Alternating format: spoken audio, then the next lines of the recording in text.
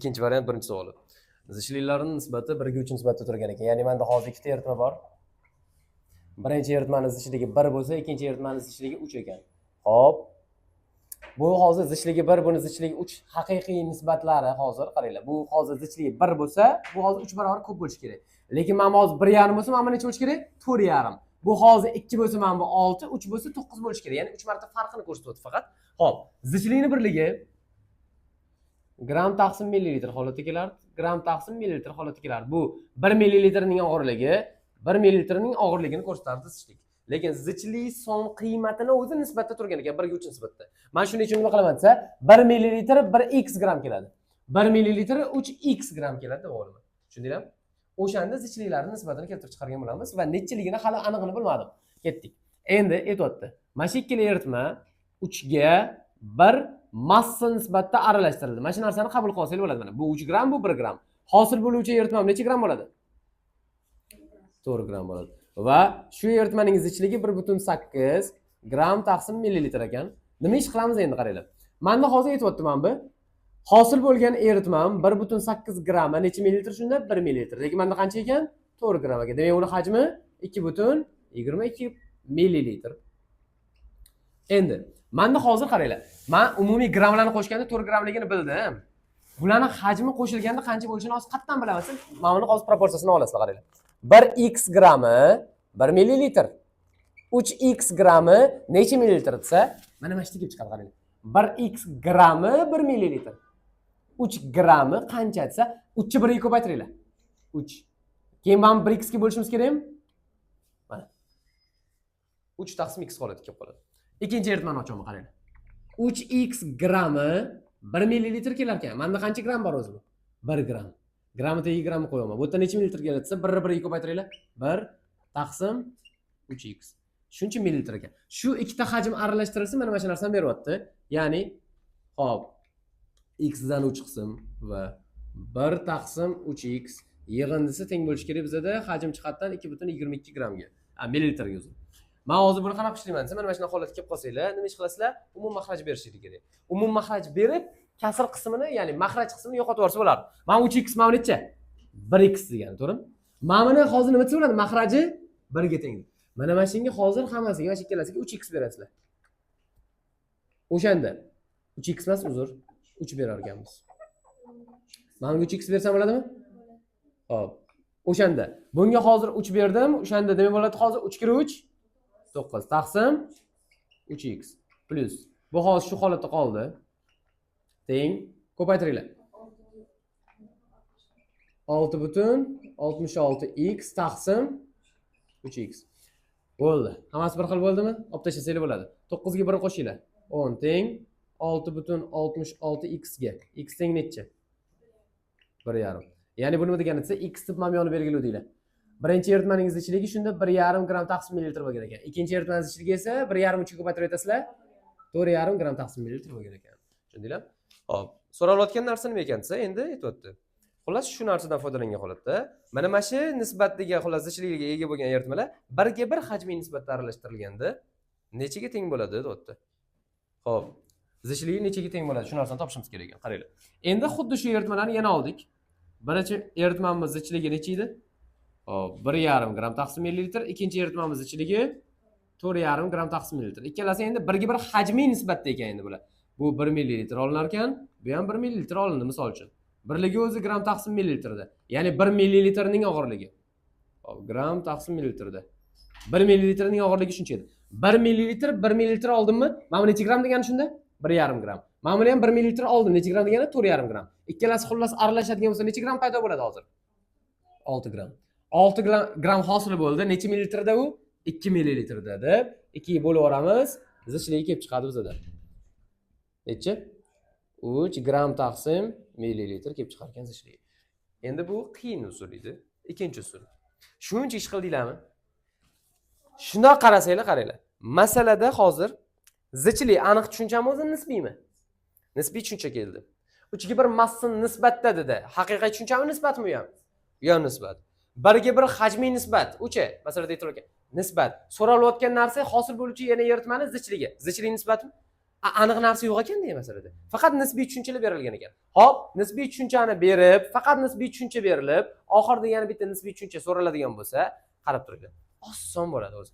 Bundoq qarasanglar, birinchi eritmani o'zi shunday qabul qilib qo'ysa bo'ladi. Ikkinchi usulda aynan mana bu 1,5 gram taqsim mililitr, 4,5 gram taqsim mililitrni topishga majbur emassizlar o'zi. Qaranglar. Birinchi eritma bilan ikkinchi eritmaning zichligi qancha? 1 ga 3 nisbatdanmidi? Men 1 gram taqsim mililitr deyman buni. Ikkinchi eritma zichligi demak necha bo'ladi? 3 gram taqsim mililitr bo'ladi. Ikkalasi hozir endi qaranglar. Mana bu boshida shuncha narsani aytdi, umuman kerak emas. Qaranglar, oxirida nima deyapti? 1 ga 1 hajmi nisbatda olganda deyaptimi? 1 millilitr, 1 millilitr. 1 millilitrning og'irligi necha gram kelar ekan buni? 1 millilitrning og'irligi qancha kelar ekan? 3. Xo'p, demak ikkalasi aralashtirilsa hosil bo'ladigan eritma 4 gram, hosil bo'ladigan eritma millilitr qancha? 2 millilitr. Bo'linglar, zichlik kelib chiqaveradi. 2 xil chiqib qoldi hozir. Yo'q-a? Ya, nima bunaqa qilib qoldingizlar? Zo'r savol yana bo'ldi. Yana bitta yangi qoladi. Javob uchiydi o'zi menimcha. Ya, biz hozir oldin biz mana shunaqa ishladik-ku. Esingizmi? Shunaqa qilib ishlaganmiz, mana shunaqa usulda ham ishlagan edik.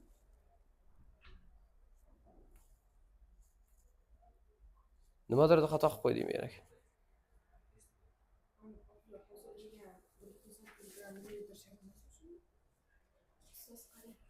Bo'ldi, kerak ekan, mana buni o'chiraveringlar bo'ldi. Mana bu usulda tenglama qilishinglar o'raylik bo'ldi. Tinchgina. Hamma narsadan foydalanishimiz shunda. Nega? Hop.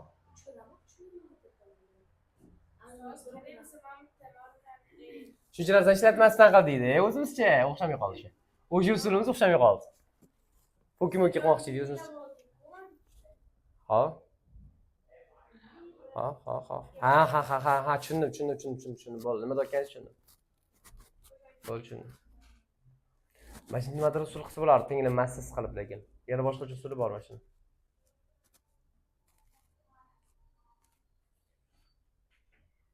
Tenglamasiz olsam, 1 ga 3 desam, 3 ga 1 desam. Shu diagonaldan chiqaruvdik bir oldin yana. Diagonalni ishlatib, keyin oxirida shundan ham chiqarib qo'yuvdik. Bir nima qilib qo'yuvdik.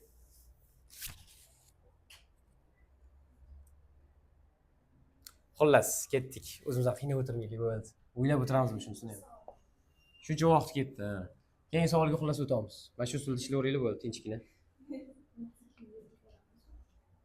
Lekin 32 gacha yetib borish kerakmi? Ketdik, xo'p. Ikkinchi savol qaranglar. Temir sulfat anti-suv kristallik gidrat tarkibida vodorodning massa ulushi 3-4% orasida. Aniq nechilik bilmaysizlarmi? Bitta son o'raylik, 4 ga uradi. Eng o'rtasi 3,5 olaman. 3 bilan 4 orasi, misol uchun 3,5. Ketdik. Mana hozir demak, temir sulfat anti-suv berildi. Menda vodorodni foizini aytyapti 3 bilan 4 orasi deb. Men 3,5 olaman. Bo'ladimi? Hop, qancha bo'ladi uning og'irligi? 2 gram. Ikkinchi tenglama 100% saqlashingiz kerak. Temir sulfat molar massasi 152 plus 18 n. Ishlasa bo'ladimi buni? Hop, ishlab bo'ldinglarmi? 2 ni 100 ga ko'paytirdik xullas 200 n teng 3,5 152 ko'paytirdinglar 523 plus 63 n. Hop, n bu yoqqa o'tadi, minus bo'lib.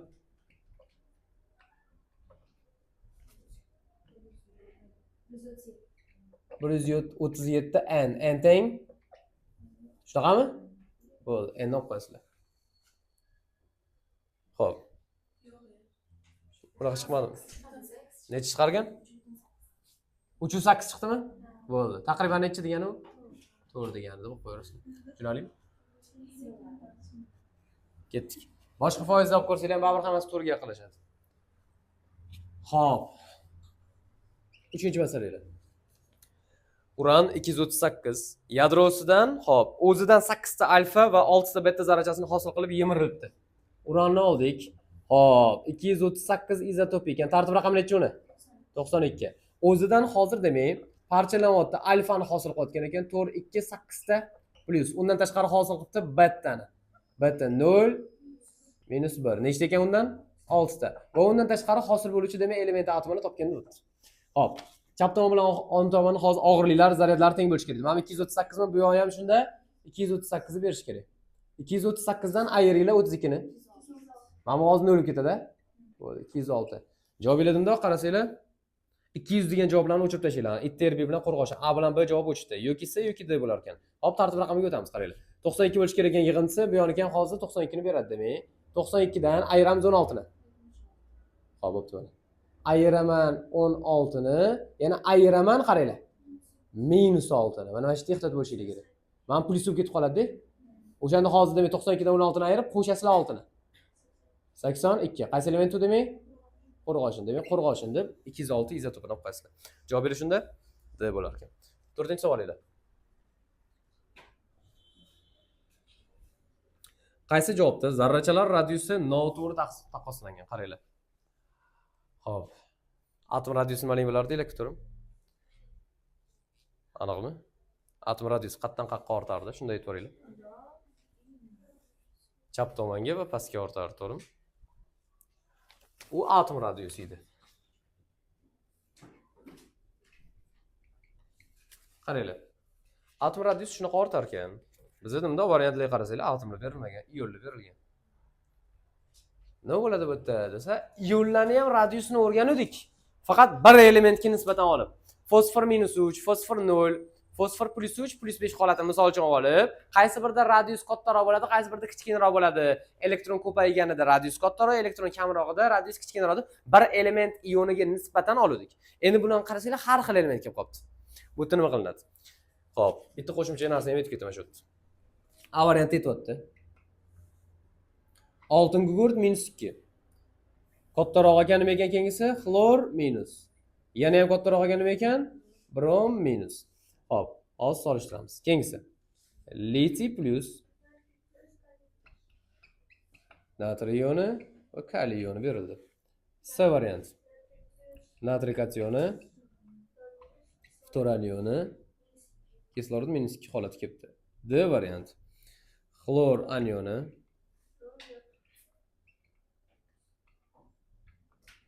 qaranglar. Agar sizlarda elektronlar sonini bir xilmi, bir xil emasmi, mana shu narsaga solishtirasizlar, qaranglar. Mana bu yerda element ham har xil, element ham har xil, ionlari ham bor ekan. Eng qizig'i ion holati ham bor. Lekin bir xil fosfor +3, -3 degan solishtirish bilardik bir xil elementda, lekin har xil element. Undan tashqari, lekin atom ham emas. Bunaqa holatda nima qilinadi desa, nima ish qilinadi? Qaranglar. Hop, savol o'zi sharti nima edi bu yerda? Noto'g'ri taqqoslanganini olishimiz kerak ekan. Noto'g'risini. Nima bo'ladi qaranglar. Xlor, brom, yodmi? Bular hozir hammasi minus. Elektroni bularni bir xil bo'ladimi, har xilmi? D variantda. Elektron bir xil chiqadimi, har xil chiqadimi? Har xil chiqadi. 17 ga 1 qo'shilsa 18. 35 ga 1 qo'shilsa 36. Xullas 53 ni necha tartib raqami, xullas shu 1 qo'shilsa boshqachami, har xilmi? Agar elektron soni bir-biridan farq qilib turgan bo'lsa, element xilma-xilligi bo'yicha ion holatida bu yerda oddiy solishtiraverasizlar. Xlor brom yodni mana bu atom radiusiga nisbatan o'rasizlar, qaranglar. Xlor brom yod tepadan pastga o'tyaptimi? Tepadan pastga o'tadigan bo'lsa radius nima qilardi o'zi? Ortardi. Rostdan ortibdimi? Bu to'g'ri. Biz noto'g'risini olishimiz kerak. Demak, buni ola olmaymiz. Keyingisi. Xo'p. Mana bu elektron nechta bo'ladi? Qaranglar, oltin gurt -2. Bundachi?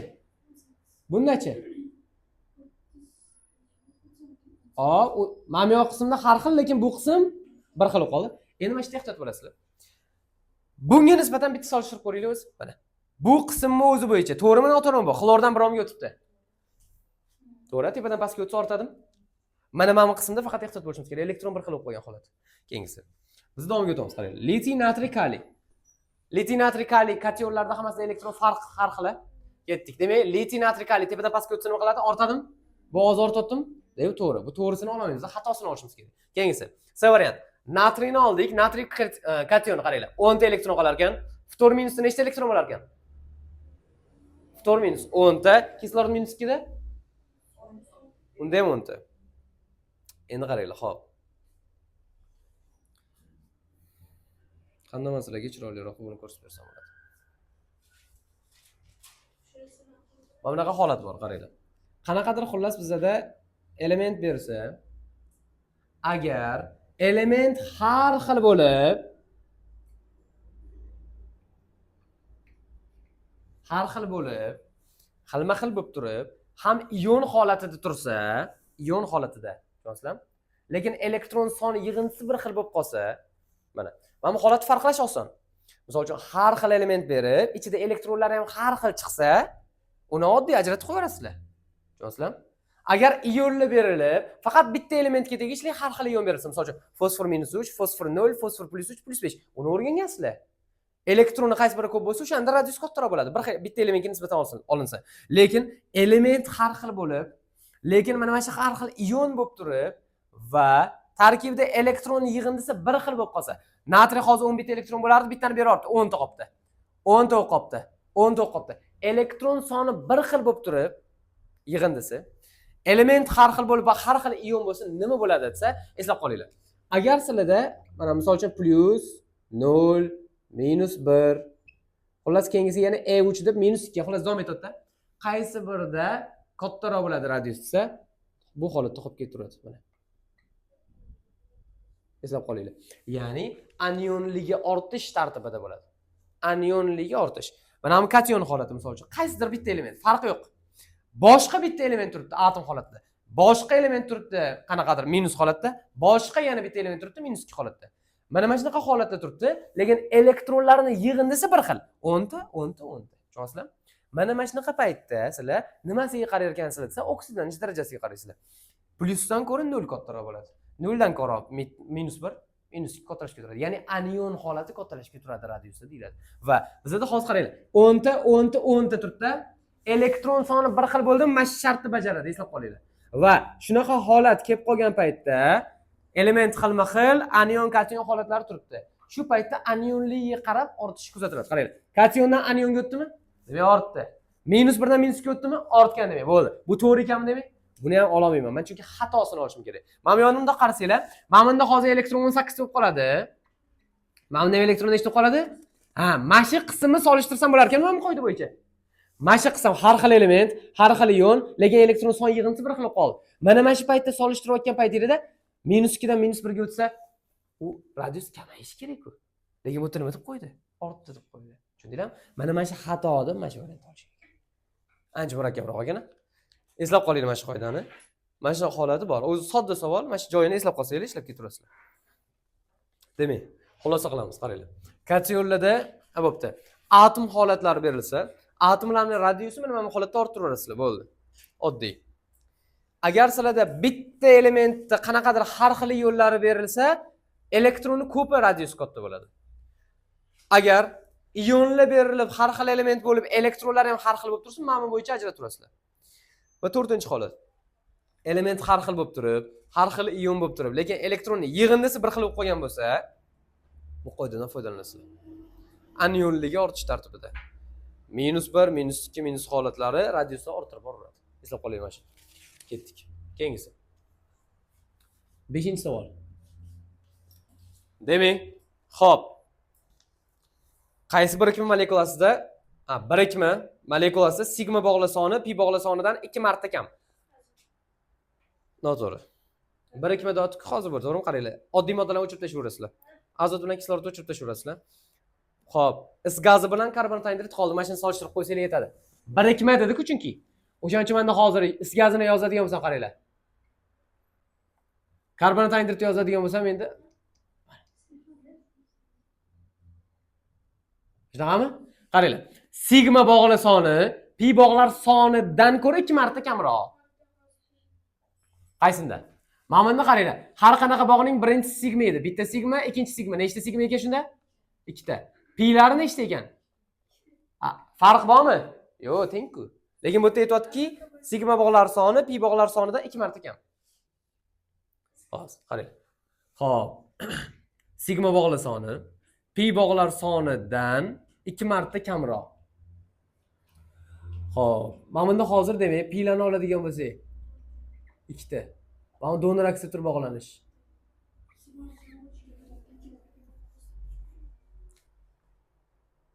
Xo'p. Lekin boshqatdan.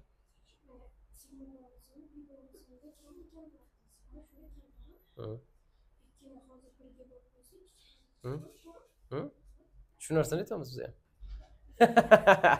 Shu narsani aytamiz siz ham, shu joyga keldik. 2 ga 1 nisbat. Yo'q, azot o'rgimiydi. U birikma emas-ku hozir. Murakkab modda emas-ku, boshqa narsa bilan birikmagan-ku. Tushunyapsizlarmi? Shuni hisobidan. Mana hozir 1 ga 2 nisbatda turib qolgan, shuni hisobidan olib qo'yaverasizlar bo'ldi. Nima ekan hozir menda? Sigma bog'la soni Rusdan 2 marta kamroq ekan. Javob berishunda B deb qo'yish kerak edi. 6-chi savolinglar. Jadvaldagi ABSning qiymatlarini aniqlang. Oksidlanish darajasini topish menimcha oson-ku. Qaranglar. Kalsiy kislotor. Kislorod har doim -2 dan 4 ta -8 qarama-qarshi tomon +8 bo'lish kerak. Kalsiy har doim metal bo'lgani uchun +2 bo'lib ketadi hozir. Hozir necha qoldi bunga? +6. Demak, A +6 ekan. Keyingisi.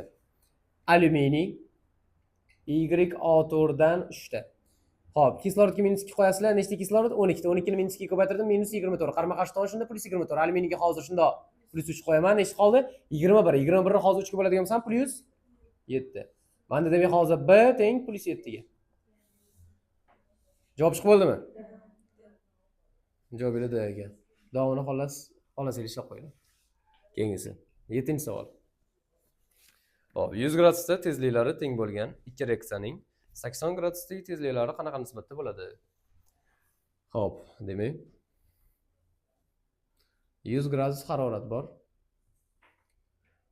Tezliklari teng ekan. 1 misol uchun. Yoki 10 olinglar, 20 olinglar. Men faqat shuni yozib turdim hozircha. Hop, teng bo'lgan ikkita reaksiya 80 gradusdagi tezliklari qanaqa nisbatda bo'lib qoladi?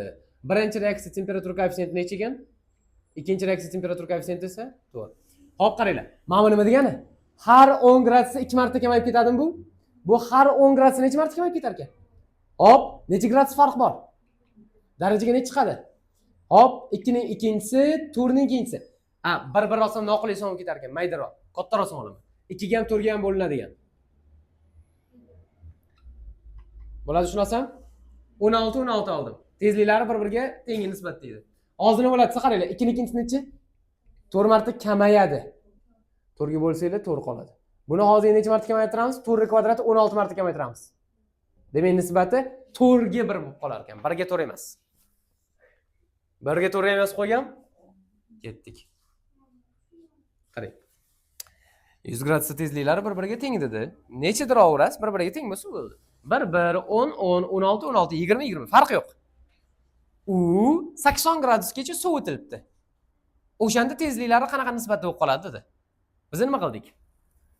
16 sonni oldim, 16 sonni oldim. Nega bu sonni oldim? Desam, temperatura koeffitsiyenti 2 bilan 4. Ikkalasi ham hozir mana buni qarang. 20 gradusga farq bo'lyaptimi haroratda? Darajaga 2 chiqib ketadi, to'g'rimi? 2 ning ikkinchisi, 4 ning ikkinchisi bo'ladi. Hop, 4 kvadrat necha? 16. 2 ning kvadratichi 4. Amdoq qarasam, qaysi sonni olganim qulayroq? 16 ni oldim. Tushundingizmi? Qaysi?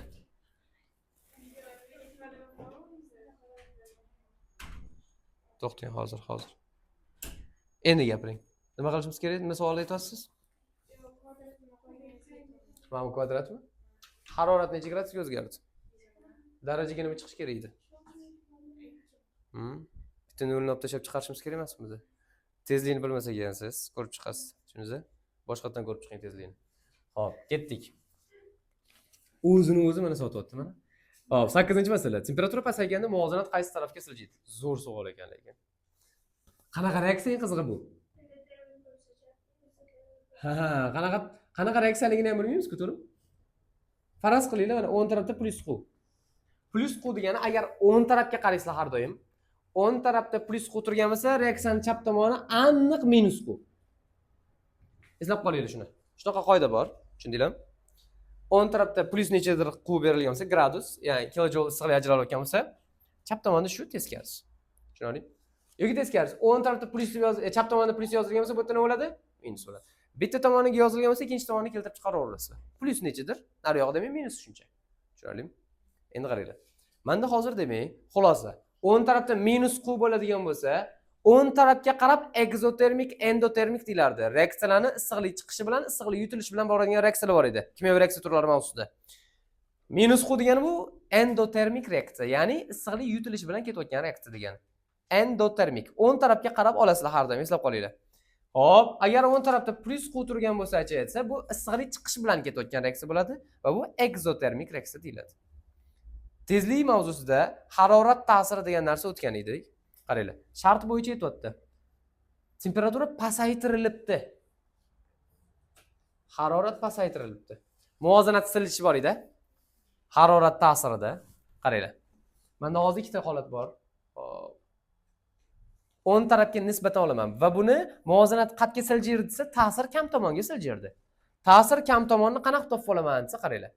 Agar harorat oshirilayotgan bo'lsa, plus nechidir gradus botgan bo'lsa, issiqlik oshayotgan bo'lsa, plus tomonda ta'sir ko'pdir. Eslab qolaylik mana. Agar harorat oshayotgan bo'lsa, plus Q tomonda ta'sir ko'pdir. Mana xuddi bitta choy qaynatyapsizlar-da, faraz qilinglar. Tegidan olov yana beryapsizlar. Choy yana ham parlanish ko'payib ketadimi? Tushunasizlarmi? O'ta ta'sir ko'payib ketadi degan. Hop, demak, agar harorat tushsa-chi desa, harorat tushyapti degani minus deganimi? Minus degani shu minus tomonga siljiyapti degani. O'sha tomonga ta'sir ko'pdir. Muvozanat siljishiga qatga yetsa, siljish ta'sir kam tomongadir. Ya'ni ta'sir ko'p tomonga emas. Agar men hozir haroratni oshirsam, men plus Q tomonga siljiydim, qiladim, ta'sir ko'p bo'ladimi? Ta'sir ko'p tomon bu yoq bo'ladi. Demak, qatga siljiydi muvozanat? Bu yoqga. Agar harorat tushirilsa, minus bo'layotgan bo'lsa, ta'sir minus tomonga ko'pdir. Demak, hozir muvozanat siljisi bu yerga emas, bu yoqga bo'ladi. Ya'ni muvozanat siljishi har doim ta'sir kam tomongadir. Ta'sir qaqqa ko'p ta'sir qiladi-sa, minus bo'layotgan bo'lsa minusga, plus bo'layotgan bo'lsa plusga deb eslab qolsangiz bo'ladi. Eslab qolinglar. Ta'sir qatga ko'p ta'sir qiladi desa, harorat oshayotgan bo'lsa plus deysizlar. Plus tomonga ko'p ta'sir bo'lyapti. Harorat tushayotgan bo'lsa minus deysizlar. Minus tomonga ko'p ta'sir bo'lyapti. Muvozanat siljishi qatga aytsa, o'shanga teskaridir. Ya'ni ta'sir ko'p tomonga emas, o'shanga qarama-qarsini olib qo'yasan deydi. Ketdik. Harorat hozir tushyapti degani minus deganimi? Minus degani mana hozir agar men o'ng taraf endotermik reaksiya bo'ladigan bo'lsa, minus tomonga ko'p ta'sir bo'lib ketdi. Demak, muvozanat qayerga siljiydi? Chapga siljiydi. Mana shunaqa holat bo'lsa, endotermik reaksiya bo'lsa, muvozanat chapga siljiydi.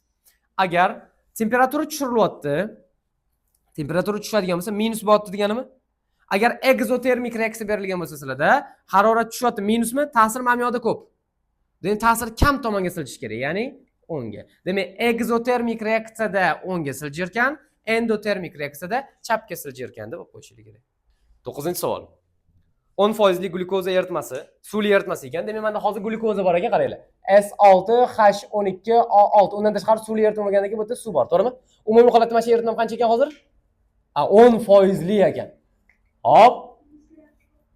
Endi qaranglar, 10% bo'ladigan bo'lsa, shunda da o'tda erigan modda bilan erituvchi qanaqa mol nisbati bo'ladi? Qabul qilib olsangiz bo'ladi, masalada aniq tushunchi yo'q. Bo'ldi, men buni 1 mol deb olsam bo'ladi, qaranglar. 1 molning og'irligi qancha? 180 gram erigan modda 10%. Xo'p, demak 100% qancha deylik, umumiy eritma kelib chiqadi. Hop, bitta 0 qo'shildi, bitta 0 qo'shdik. 1800 gram eritma. 1800 gram eritmadan hozir 180 gram erigan moddani olib tashlayman. 1620 gram shunda nima bo'ladi? Suv bo'ladi. Xo'p, demak men xulosa qilaman.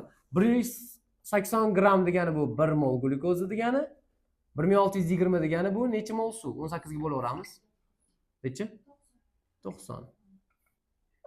Demak, bular nisbati 1 ga 90 nisbatli ekan. Bizga shuni so'radim o'zi? Nimani so'rabdi?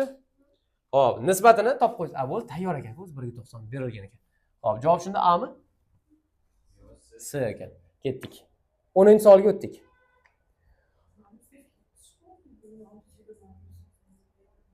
Kalla, sumalar masalasi nechi? Xo'p. 10-savol. 9 gram to'yingan tuz, molar massasi 200 ekan. Eritmasi 40 gradusdan 60 gradusgacha qizdirilsa, yana necha gram tuz eriydi? Hop, eruvchanlik 60 gradusda 0,6 ekan. 0,6 mol. Molar massasi 200 ga ko'paytirib aytib shunda menga? 120 gram tuz. Suv qancha demak? 100 gram suvga nisbatan olinarmidi eruvchanlik? Keyingisi. Hop, eruvchanlik 40 gradusda 80 ga teng ekan. 100 gram suvga nisbatan olinadi bu ham. Demak, bu hozir eritmam nisbiy holatda 180. Bunisi necha bo'lishi kerak? 220 bo'lishi kerak. Endi aytyapti. 9 gramm to'yingan tuz eritmasi 40 gradusdan 60 ga o'tkazilyapti. Tushunarlimi? 60 gradusgacha o'tkazildi. Endi dastlabki holati 40 mi uni? 9 gramm to'yingan eritma ekan, eritmasi ekan bu. Hop, buni tarkibida suv qancha? Tuz qancha? Shunaqami? 5 gramm tuzi bor, 5 gramm suvi bor, 4 gramm tuzi bor. Endi shu harorati bungacha o'tkazildi. Ya'ni harorat isidimi? Eruvchanlik qobiliyati nima qiladi bu yerda? Ortadi. Menda hozir nima o'zgarmay tushyapti desa, suv hali ham 5 gramm. Menda qancha erita oladi endi mana shu 5 gramm?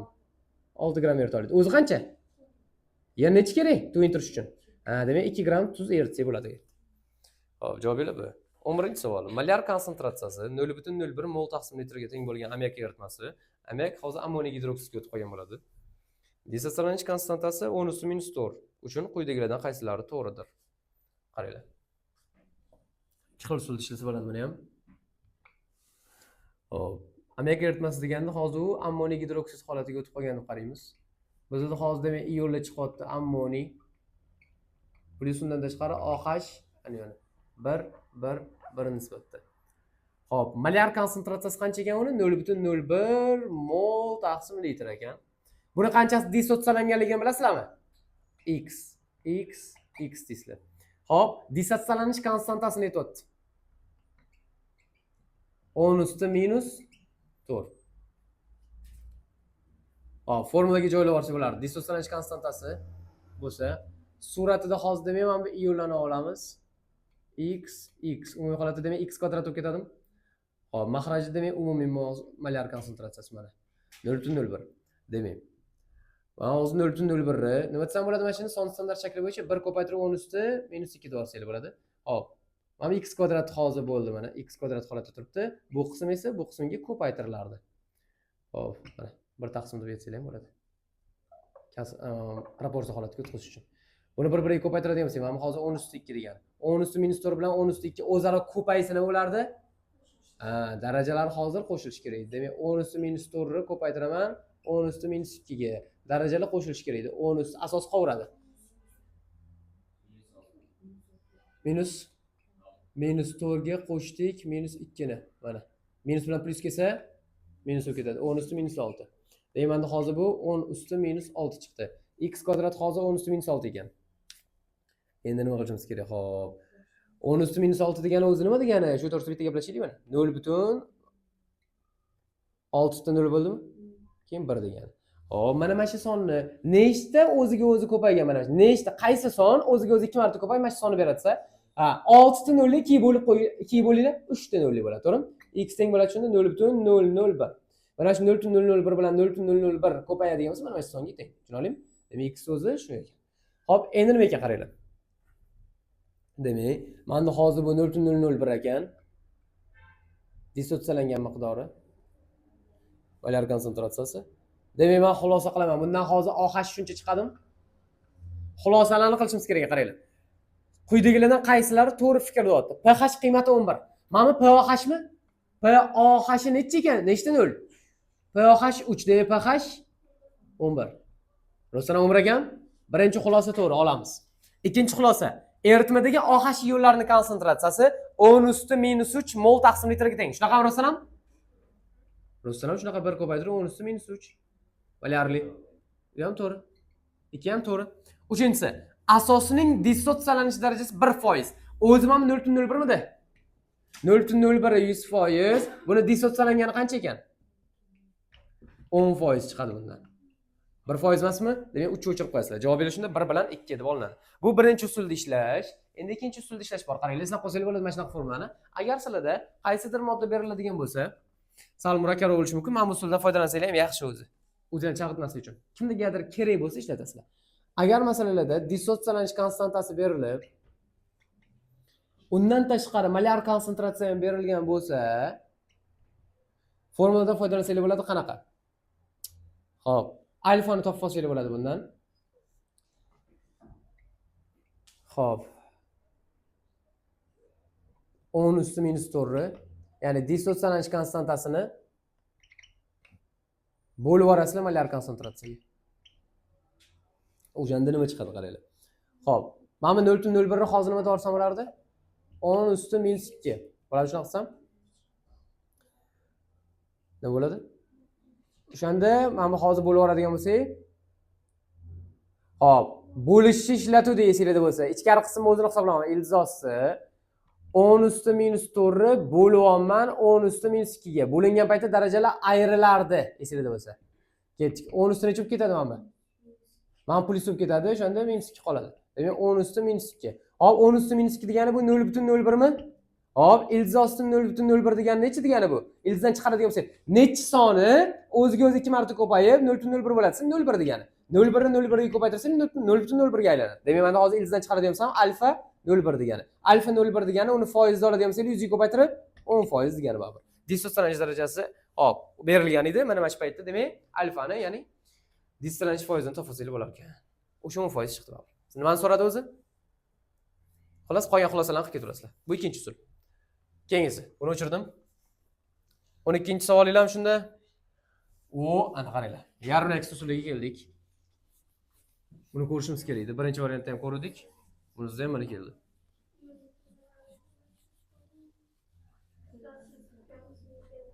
Nega?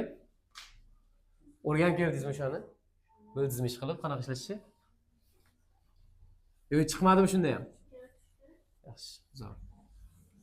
Agar sizlarda ion berilib, ya'ni qisqa yo'li tenglama berilgan paytda nima qilamiz? Yarim x usuli orqali tenglashtirasizlar. Nima ish qilishimiz kerak? Hop, savolimiz shunda 12 ekan. Hop. Sianid berildi. Permanganat ioni berildi. Undan tashqari shunda vodorod kationi berilibdi. Chiqyapti bizda hozirda sianat minus holatda plus. Mana 2. Bo'ldimi? Hop, qaranglar. Qisqa yo'li tenglama berilgan paytda qanaqa tenglashtiramiz? Suv bormi? Mana. Mana shu paytda qanaqa tenglashtiriladi, qaranglar. Ikkita holati bor edi. Buni tenglashtirayotgan paytda muhitga qaraymiz. Vodorod bilan suvdan foydalanish mumkin yoki OH bilan suvdan foydalanish ham mumkin edi. Ikkita holatdan bittasi tanlanadi. Qanaqa tanlanadi desa, chap tomon reaksiyasi muhitiga qaraysizlar. Mana bu yerda nima bor ekan? Vodorodmi? Birinchi usuldan foydalanasizlar bo'ladi. Vodorod bilan suvdan foydalanishimiz mumkin. Nima ish qilinadi bu yerda qaranglar. Xo'p, demak, oksidlanish darajalari o'zgarganlarini tanlab olishlik kerak. Sianidda hozir o'zgarganmi qaranglar? Sianidga o'tganda. O'zgarish bormi yo'qmi? Marganisi bormi yo'qmi? Bor. Mana shu ikkalasini olamiz, qaranglar.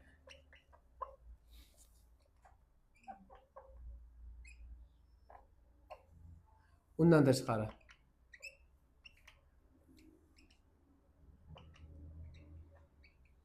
Qanaqa tenglashtiriladi bu desa qaranglar. Chap tomonni hozir mana 10 tomon bilan solishtirsam, uglerod bilan azot bir xil. Nima ortuvchi bu yerda? Kislorod ortuvchi bo'lsa bu yerga nima qilaman desa, suv berasizlar. Bitta kislorod paydo bo'ldimi? Faqat bu yerda nechta vodorod paydo bo'ldi yana? Ikkita. Bu yerga endi vodorod qo'yishasizlar mana. Nechta? Ikkita. Teng bo'ldi hamma narsasi. Bu yerga o'tdik. Marganasi 1. Kislorod 4 ta kislorod bu yerda. Nima qilaman o'tgan? Suv berish orqali tenglashtiraman. Bu yerda kislorod hozir bitta bo'lib qoldi. Ikkita suv olsam, kislorod hozir ikkita bo'ldi mana. Vodorod faqat 4 ta bo'lib qoldi. Bu yerga demak 4 ta vodorod beraman. Tushundinglarmi? Bu holatni ko'rdik. Endi davomida nima ish qilinadi desa, oksidlanish darajalari hisob-kitob qilinadi. Suv ion holatdan molekulyar holatdanmi? Shundoq. Uni demak 0 desam bo'ladimi? Mana bunda hozir necha? -1 mi? Demak, bu chap tomoni yig'indisi necha ekan? 10 tomonda hozir mana -1. Undan tashqari ham plus necha? -1 turibdi. Qo'shaman o'shanga +2 ni, ya'ni 2 ni. Yig'indisi necha bo'ladi o'shanda? Plus urib ketadi. Mana. Davom. Bu holatda oldik endi. Bu holatda ham olamiz, solishtiramiz. Mana 4 ta ion turibdi, mana kation holat +4 turibdi. Mana bu yerda -1 turibdimi? Qo'shaman -1. Plus bilan minusga qolgan paytda nima bo'lib ketadi? Minus bo'lib ketadi. Necha bo'ladi shunda? 4 dan 1 ayirsam +3. Bu yoq tomonga o'tdim. Bu 0, bunisi ham 0. Molekulyar holatga keldi. Yig'indisi demak 0. Mana bu yerda nima qilinadi desa, tenglashtirilgan paytda oksidlanish darajalari hop topildi. Ya'ni ion holatlari hisoblandi, molekulyar holat 0 olindi. Endi nima qilinadi? Qaranglar. -1 dan nimaga o'tibdi deyiladi? +1. Nechta o'zgarish bor? Tushundinglarmi? +3 dan 0 ga o'tdi. Nechta o'zgarish bor? 3 ta. Bo'ldi, bu yerga 3 olaman, bunga hozir 2 ni olaman. 2 pastga tushadi, 3 tepaga chiqadi. Ketdik. Endi nima qilinadi? Qaranglar. Mana bu 3 nisbatni oshirib beradi. Mana bu 2 ham nisbatni oshirib beradi. Xo'p. Xohlasanglar shundoq qo'rqmasdan biz Senat bilan Senat hozir ikkalasini oldiga xullas bitta qo'yib yuborsanglar ham bo'ladi. Xohlasanglar nisbatini oshirib keyin qo'ysanglar mayli. Shunaqa qilib qaranglar. Mana bu birmida o'zi 1 ida 3 marta oshirsa necha bo'ladi mana bu? 3. Mana bu birmida oldida necha bo'ldi? 3. Bu 1 ida necha bo'ldi? 3 marta oshib. 3. 2 ni 3 ga ko'paytirib yuboringlar. 6 bo'ldi. Keyingisi. Endi 2 marta oshirib chiqasizlar buni. 8. Bu necha bo'ladi? 2. Bu-chi?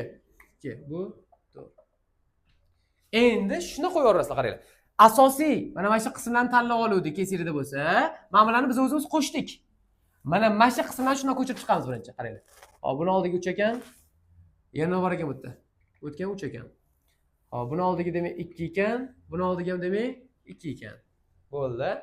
Endi nima qilinadi desa, mana shu yerda ehtiyot bo'lasizlar endi qaranglar. Mana bu yerda suv nechta? Nega? Bu yerda nechta ekan suv? Bu yerda suv nechta? Mana qaranglar, ayirib tashlaysizlar endi. Chap tomonda suv 3 ta, bu yerda 10 tami? Ayirib yuborasizlar qaranglar. Mana bu 3 tasi bilan mana bu 4 tani 3 tasi qisqarib ketadi. Nechta qolib ketadi mana bu yerda? Bitta ortiqcha. Bitta ortiqchani savoldiga bir qo'yasizlar bo'ldi. O'sha bitta ortiqchasini qo'ydim. Endi davomi. Mana bu yerda vodorod 8, mana bu yerda vodorod nechta? Qisqartiramiz bularni.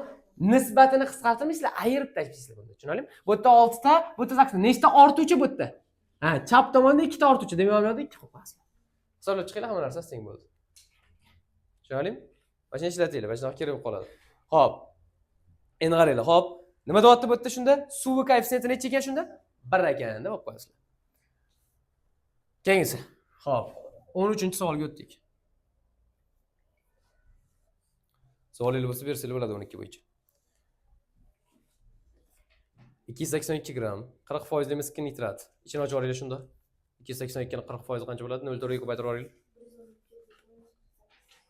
282 gramni 100%, 40% qancha deylar yoki bitta 0.4 ga qo'yib ko'paytirsa ham chiqib qoladi.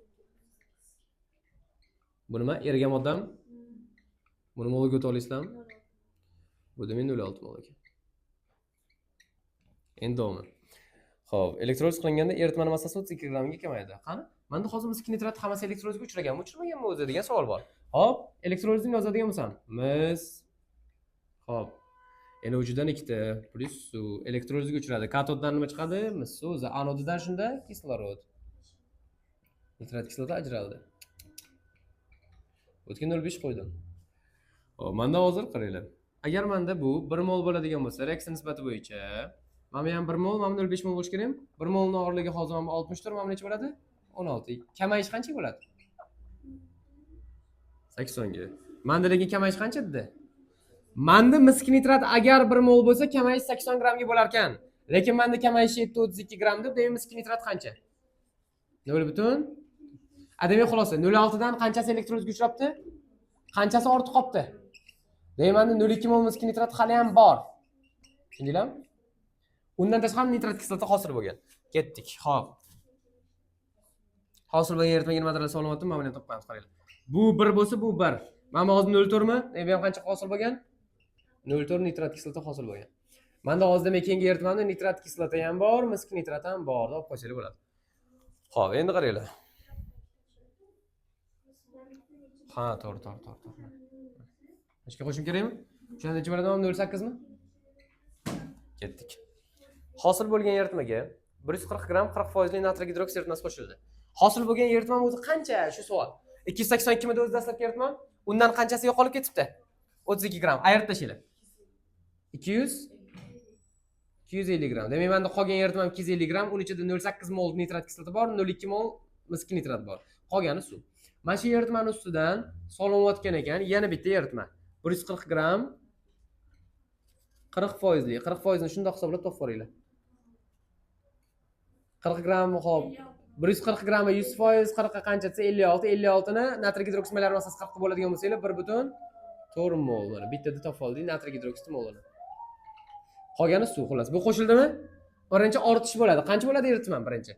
Qancha eritma bo'lish kerak? 250 ga qo'shildi bu 390. Bu yerda faqat reaksiya ketib qoladi, qaranglar. Miskin nitrat bilan natriy gidroksid reaksiyaga kirishadigan bo'lsa,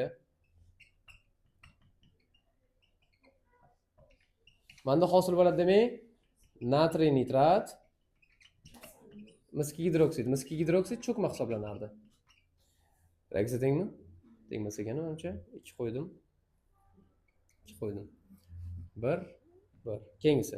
Endi nitrat kislota ham bor edi menda. Bu ham xuddi shunaqa natriy gidroksid bilan reaksiyaga kirishadi. Menda hozir yana chiqadi natriy nitrat. Suv chiqyapti. Endi qaranglar, reaksiya tengmi bunda? Umumiy holatda menda misk nitratim qancha edi? 0.2 mol edi. Natriy nitrati, nitrat kislota ham 0.8 mol edi. Natriy gidroksid qancha edi umumiy? 1.4. Hisoblab ko'ringlar. Menda hozir o'zi mana bu yetarmikin natriy gidroksid yoki ortib qolarmikin? Ekmolar nisbati qanaqa ketadi xullas shu narsani topamiz. 1 bo'lsa bu 2, 0.2 bo'lsa demak bu 0.4 sarflanadi. 1 bo'lsa bu 1, 0.8 bo'lsa demak bu 0.8 sarflanadi. Umumiy qancha sarflandi? Ha, yetib ham ortib ham qolar ekan demak. 1.4 dan demak 1.2 sarflanar ekan. Qancha ortib qolar ekan? 0.2 mol ortib qolar ekan. Faqat cho'kma chiqib ketganini olib tashlashimiz kerak keyingi eritmada qaranglar. 1 moldan 1 mol, 0.2 moldan demak 0.2 mol cho'kma chiqar ekan. Cho'kma, hop, miski gidroksid molar massasi 98 mi? 0.2 ko'paytiradigan bo'lsak 19.6 gram demak chiqish bo'lgan. Menda hozir 390 dan ayirib tashlayman cho'kmani 19.6 grammi hosil bo'lgan eritmani og'irligi kelib chiqadi. 370.4 gram. Mana shu eritmam 100% va bu eritmaning tarkibida 0.2 mol natriy gidroksid qoldi. Molar massasi 40 ko'paytirsam 8 gram. Deymanda hozir 8 gram natriy gidroksid ortib qolgan. Uni foizi 2.16 foizli bo'lib qolgan ekan. Keyingi savolinglar. Xo'p, faqat kislotali oksidlar formulasi berilgan javob. Qaranglar. Azot 5 oksidi kislotali, fosfor 5 oksidi kislotali, xrom 6 oksidi kislotali kirardi. Javoblar. Xo'p, B varianti to'g'ri kelmayotgan narsa natriy oksid. Natriy oksid bu asosli oksidga kirardi. C varianti to'g'ri kelmayotgani bu, xo'p, margan suv oksidi. Bu asosli. Xo'p, D varianti to'g'ri kelmayapti. Azot 1 oksidi, u befarq edi. Xo'p, o'shancha to'g'ri kelmadi, ularni o'chirdik. 15-savol. Qaysi kislota qolganlaridan kuchsizroq? Xlorid kislota kuchli edi, sulfat kislota kuchli, nitrat kislota kuchli, fosfat kislota kuchsiz bo'lib qolardi. OH soni bilan erkin kislorodlarni solishtirganimizda kelib chiqardi bu narsa. 16. Lampochkani rasmda ko'rsatilgan qaysi qism metaldan ko'rsatilgan qism qaysi metaldan tayyorlangan? Wolfram. Javob B. 17. Xo'p, 200 gram 63 foizli nitrat kislota eritmasida necha mol kumush eritiladigan bo'lsa, kislotaning massa solishi 33.6% gacha kamayadi. Xo'p.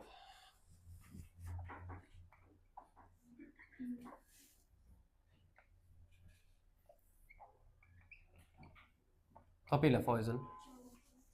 Hop, mana 126 gram chiqadi o'zi. 126 gram nitrat kislota degani molar massasi 62 bo'lsa-lar 2 mol chiqadi. Bittada molga ham o'tib qo'ydik. Tushundinglarmi? Hop, proporsiyalarni yozib o'tirmadik. Nitrat kislota eritmasida necha mol kumush eritilsa, hop, buni ustidan demak solinar ekan kumush. Hop, kumush nitrat kislota bilan reaksiyaga kirishadigan bo'lsa, bizda hozir shunday chiqadi. Kumush nitrat NO2 plus suv. Reaksiya tengmi, tengmasa? Qatga, bunga oldiga 6 bo'ldi, teng bo'ldi. Endi qaranglar. Xo'p, demak, kumush eritiladigan bo'lsa, kislotaning massa solishi 33.6% gacha kamayishi kerak, lekin qolishi kerak degan, tushundinglarmi? Qanchadir bor degan nitrat kislota. Demak, kislota ortib qolar ekan, kumush demay qolmasa ham, qancha kumush qo'shilganini men bilmayman. 1x mol desam, bu qancha bo'ladi? Sarflanishi 2x. Bu qancha hosil bo'ladi? X. Bu gaz x, suv x. Gaz hozir eritmadan chiqib ketishni beradi. To'g'rimi? Bu esa kumush hozir tashqaridan kelgan ortishni beradi. 1x mol bo'lsa, uning og'irligi qancha? 108x gram. Deymanda tashqaridan qo'shilgan 108x gram. Deymanda hozir eritmam 200 edi. 200 ga qo'shilar ekan, shunda 108x va undan keyin gaz chiqib ketar ekan. X mol degani hozir NO2 nimalar massasi 46 mi? 46x shunda uchib ketar ekan. Mana shu keyingi eritma. Xo'p, hisoblab olaylik mana x qismini o'zini. 200 plus 62x. Mana shu eritmam 100% keyingi eritmam va uning tarkibida nitrat kislota qancha qolsa, mana bu hozir 2x mi? Molar massasi nitrat kislotadan 63, 62 2 ga ko'paytirib yozamiz bu yerga. 126x gram shunda nitrat kislota sarflanibdi. O'zi necha mol menda bor edi? 2 molning og'irligi qancha edi?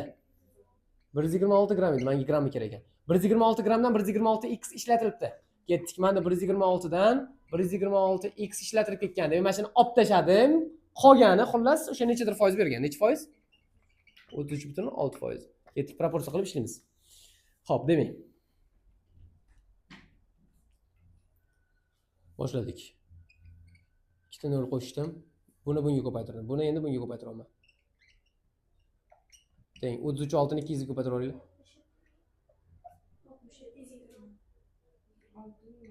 6720 67 mingmi?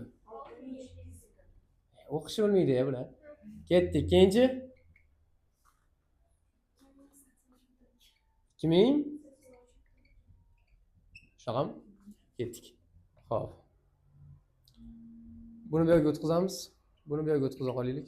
12600 dan 6720 ni ayiraylik.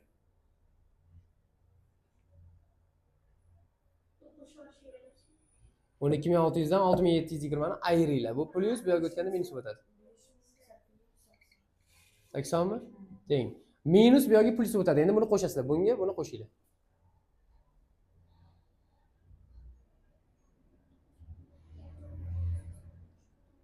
14000 x nechiga teng? Buni bunga bo'lamiz.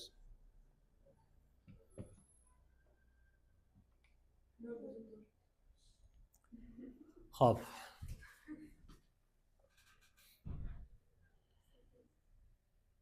Javob bo'ldi, chiqdi-ku. Menda hozir nima so'ragan o'zi, necha mol kumush yirtilsa? Kumush menda x molmidi? Bo'ldi, 0.4 mol chiqdi. Demak, javobinglar D bo'lar ekan, o'qib qo'yasizlar. Ketdik qaranglar. 18-savol. Monoklinik oltin guruhi konsentrlangan sulfat kislotada eritilsa,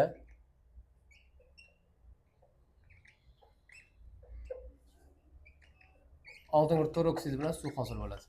Javob shunday SO2. Sulfit angidrid. Javob bu yana o'qib qo'yasizlar. 19-masala. Hop, 18 gram grafit necha mol degani shunda 18 gram? Hop. 1,5 mol grafit yopiq idishda kislorod bilan to'liq yondirildi. Bunda bosim 1.25 marta kamaygan bo'lsa, oshgan bo'lsa, necha mol is gazi hosil bo'lgan. Bu yerdan o'zi karbonat angidrid ham chiqardi. Qanchadir xullas is gazini ham hosil qilgan ekan demak. Demak, umumiy holatda ular 1,5 mol ekan. Grafit agregat holati qattiqmi? Bosimga ta'sir qiladimi yo'qmi demak u? Yo'q, bosim, hajmlarni bir-biriga nisbat o'zgarishlari hammasi gazlar uchun edi. Demak, kloperin tenglamalari gazlarga ishlaydi. Shuni hisobidan uglerod hozir mana 1,5 mol bo'lsa ham, menda hozir qanchadir bosim beradi deb hisoblamaydi. Buni reaksiyasini tenglashtirib oladigan bo'lsak, 1 nisbatda. Buni oldiga esa 0,5 qo'yib qo'yamiz. 1 0,5 1 nisbatda. Xo'p. Men bitta damashqdan xulosa qilsam bo'ladi, qaranglar. Mana bu 1 mi? Bu ham qancha ekan? 1 1,5 mol bo'lsa bu ham qancha demak umumiy? Mana buni ham 1,5 desam bo'ladimi? Yo'q, buni nisbatan bu yerda 0,5 qo'yib qo'ygan. Endi qaranglar. Demak, xo'p. Shunda deyapti. Grafit yopiq idishda kislorod bilan ekan, mana. Demak, birinchi menda o'sha grafit bo'lgan. Xullas mana qattiq holatda turibdi deylik. Mana shu qismda grafit. Bosim berar ekanmi yo'qmi? 18 gram, 1,5 mol bermas ekan. Undan tashqari nima bor bitta? Kislorod. Kislorod gazmi? Demak, bosim berib turgan o'sha idishga. Endi reaksiya o'zaro kirishgan mana shu grafit bilan kislorod va keyingi idishda menda hosil bo'libdi. To'liq reaksiya kirishadigan uchun karbonat angidrid bilan is gazi qolgan faqat deyman. Xo'p, endi shunda deyapti, bosim 1.25 marta oshibdi. Bosim nega oshgan desa, gaz molekulalari ko'paygan. Idish hajmi o'zgarmagan-ku, to'g'ri? Demak, ichida o'sha avtobusda tushuntirib berardi. Ichida odam ko'payib ketib qolsa, tiqilib qolasizlar, bosim oshib ketadi. Tushunasizlar? Shunday avtobusdan odamlarni tushirib olsanglar, modda kamaydi, xuddi. Tushunarlimi? Bosim kamaydi degan. Bu ham xuddi shunaqa. Faqat u gazliga nisbatan ishlatilish kerak. Menda hozir bular umumiy qanchaligini bildim. Nechaga ular? Bosim bu yerda 1,5 molekulalar hosil shunda 1,5 molmi? Bu yerda nima bo'lgan shunda? 1,5 marta, 1.25 marta kamroq bo'lgan. O'shanda mana bu yerda modda kamroq bo'lgan. Bu yoqqa o'tganda 1.25 marta bosim oshdi degani, 1.25 marta modda miqdori oshdi degani. Shuni hisobidan bu yerda bosim oshib ketib qolgan. Bu yerda 1,5 mi? Bu yerga qaytish uchun demak 1.25 ga bo'lasizlar, teskari ish qilasizlar endi. Bu yerda chunki kamroq. 1.2. Demak, menda hozir bu kislorodmi faqat? Kislorod 1.2 ekan. Xo'p, mana buni hozir qaranglar. Ikkita reaksiyada ikkita umumiylik. Nimaga tushadi? Sistemaga solib qo'ysanglar bo'ladi. X, Y qilib yoki ikkinchi usul mana shu o'zidan topsa bo'ladi, qaranglar. 1,5 nechaga o'tibdi? Orada nima qancha kamayish? 0,3. Mana bu hozir 1 o'zgarish beradimi bu qism? Yo'q, bu qism beradi lekin qaranglar. 1 bilan 0,5 necha marta o'zgarish? 2 marta, 2 baravariga. 2 baravar farq bor. Mana bu hozir demak mana shu qism o'zgarish beradi. Bu yoqqa o'tganda 1,2 mi? Mana shu qism o'zgarish beradi. Necha farq? 0,3 mi? 0.3 bunga qo'ysam, bu o'tib o'tganda 0.5 0.15 bo'lib qoladi. 0.15 ga farq bo'ladi unda. Lekin menda 0.3 farq bo'lishi uchun mana bu yoqqa 0.3 deyman. O'shanda mana bu yoqqa o'tganda 2 marta oshadi. Necha bo'ladi o'shanda? O'shanda farq qancha? 0.3. Mana 0.3 0.6 ga o'tdi. Oradagi farq qancha? 0.3. Tushundinglarmi? Mana shu usuldan foydalansa bo'ladi. Qiynalsizlar bu usulni tushuna olmayapsizlarmi? Sistemaga solinglar. Mana buni x deylar, mana buni y deylar. 1x, mana 1 bo'lsa mana 0.5, y bo'lsa demak 0.5y. 1 bo'lsa 1, x bo'lsa demak bu x. X bilan 0.5y qo'shasiz, sistemani shunda ishlab olasiz. X plus 0.5y 1.2. X plus y esa 1.5. O'zi bir xil mana tenglardan tenglarni ayirdim, ketdik. 0.5y teng 0.3. Y teng demak 0.6. Mana ko'rdinglarmi? Shu narsa mana bu yerda ham 0.6 yozilmadi? Xuddi shu narsa kelib chiqdi. Ketdik. 0.6. Mana necha bo'ladi shunda? 0.9 bo'ladi. 1.5 dan olib tashladik. Hop. Demak. Nimani so'radi? Qancha mol gazi hosil bo'lgan? 0.6 mol hosil bo'lgan, o'qmas. Keyingi savolinglar. 20-savol. Qaranglar. Ikkilamchi, uchlamchi va to'rtlamchi uglerod soni o'zaro teng bo'lgan alkan molekulasi 5 ta dona birlamchi uglerod bo'lsa. Ikkilamchi, uchlamchi, to'rtlamchilar bir xil ekan, bir-biriga teng bo'lishi kerak. Hop, undagi barcha bog'larning necha foizini qutbli kovalent bog' tashkil qiladi? Qutbli kovalent bog' degani uglerod bilan vodorod orasida degani, qutbsiz degani uglerod orasi bo'ladi. Ketdik. Nima ish qilamiz hozir? Biz moddani o'zini yozib olaylik, qaranglar. Birlamchilar soni 5 ta bo'lishi kerak ekan. Men birlamchimi? Mana nechilamchi qoldi? Bundoq qilaman. Qaranglar. Mana qiling mana. Mana bu nechilamchi? Ikkilamchi. Mana nechilamchi bo'ldi? To'rtlamchi. Bu birlamchi, bu birlamchi. Nechta birlamchi ishlatib bo'ldim? Mana buni davom ettiraman hozir qani. Mana. Xo'p, shunda birlamchilar 1 ta, 2 ta, 3 ta, 4 ta bo'lib qoldi. Mana bu yerga yana bitta qo'shaman. Nechta bo'ldi? 1, 2, 3, 4, 5 ta bo'ldi. Birlamchilarni 5 ta qildim, Rustam shart bajarib. Qaranglar. Ikkilamchi nechta? Uchlamchi nechta? To'rtlamchi nechta? Ikkilamchi, uchlamchi, to'rtlamchi bittadan bo'ldi mana. Beshlamchi esa, birlamchi esa 5 ta. Tushunarlimi? To'g'ri keldimi? Mana shu moddani aytayapti endi. Xo'p, mana buni tarkibida hozir demak SH3 bor. SH3, xo'p. Buni tarkibida SH2, bu SH. Bunda hech nima yo'q. Endi qaranglar. Shuni tarkibida deyapti. Undagi barcha bog'larning ichida qutbli kovalent bog'lanish necha foiz tashkil qiladi? Qutbli degani uglerod bilan vodorod degani, vodorod sanab qo'ysanglar yetadi. Tushundinglarmi? Uglerod bilan vodorod bog'lanayotgan paytda vodorodlar soni tengdir. Ketdi. Chunki hozir har bitta vodorod mana. Uglerod yozsam, bitta vodorod yozsam, nechta mana? Qutbli bo'ldi. Yana bitta yozsam, nechta bo'ldi yana? Tushundinglarmi? Qo'shilib ketaveradi. Vodorodlar soni nechta ekan? Shuni sanab qo'ysanglar bo'ldi o'zi. Nechta? Mana buni yig'adigan 1, 2, 3, 4, 5, 6, 7 talikmi? 8 talikmi? Demak S8, H necha? 18. Demak qutblilari 18 ta deb qo'ysanglar bo'ladi mana shunga qarab. Umumiy bog' qancha endi desa, uglerodlar sonidan, uglerod bilan uglerod orasini sanayotganinglarda, qutbsizini sanayotgan paytinglarda uglerodlarning ichidan bittani ayirib olsanglar bo'ladi. Bog'lanish kelib chiqadi. 8 tamidi? 7 ta bo'ladi uglerod orasi. Qutbsiz bog'lanish. Yoki mana bu yerda sanaysizlar. Mana bular vodorodlarni sanadi 18 ta chiqdi. Endi mana buning orasi 1, 2, 3, 4, 5, 6, 7 ta. Ko'rdinglarmi? Mana nechta edi? Uglerod 8 ta. Bitta kamera bo'ladi. Demak, menda hozir qutbsizlar 7 ta, qutblilar 18 ta. Umumiy holati nechta? 25 ta. 25 ni 100% deymiz. Buni tarkibida demak 18 tasi qutbli. Necha foiz? 72% ekan. Keyingisi. 21. Nuqtalar o'rniga mos keladigan javobni aniqlang. Diellar bu. Diellar nima edi? To'yinganmi, to'ymaganmidi? Ochiq zanjirmi, yopiqmi? Ochiq. To'yinmagan nechta zanjir, nechta qo'shboq bo'lardi? Bo'ldi. Qaranglar, A varianti aytibdi. Uglerod zanjirida ikkita qo'shboq tutgan to'yingan, noto'g'ri. Uglerod zanjirida bitta, yo'q, bitta emas. Uglerod zanjirida ikkita qo'shboq tutgan to'yinmagan uglevodor. Mana shu to'g'ri javob. Siz javob olib qo'yasizlar. Keyingisi 22. 1 etil, 4 propil benzol, kalipermanganatli kislotali sulfat kislota eritmasidan oksidlandi. Bunda oksidlovchi kisloroddan necha foizi karbonat angidrid tarkibida bo'ladi? Hop, demak. Benzol 1 etil 4 propil, nima? 4 propil ekan. 1, 2, 3. Mana shu yondagi radikallar benzoik kislotaga o'xshagan SOH hosil qilib yuboradi. Qaranglar. Ketdik.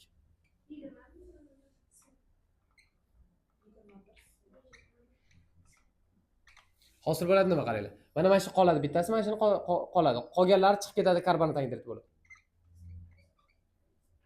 Mana. Bittasi qoladi. Mana hozir bittasi chiqib ketdi. Mana yerda ikkita chiqib ketdi. Umumiy nechta chiqdi? Mana yerda karbonat angidrid bo'lib chiqdi ular. Qolgani nima chiqadsa, qolgani bir xil kaliy sulfat, marganus sulfat, suv chiqaradi. Xo'p, demak.